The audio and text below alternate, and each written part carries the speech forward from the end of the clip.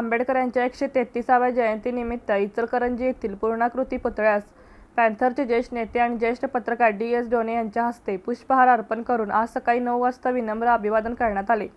यावेळी धम्म वंदना त्रिसरण पंचशील सामुदायिक केले।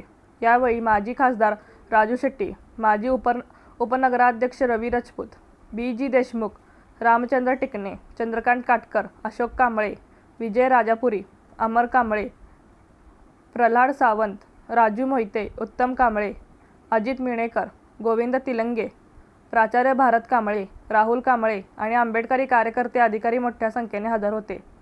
काल मध्यरात्रीपासूनच विनम्र अभिवादन करण्यासाठी रीघ लागली होती, ते आज सायंकाळपर्यंत सुरूच होती। रणनीती न्यूज चॅनलला आजच सबस्क्राइब करा आणि रहा अपडेट।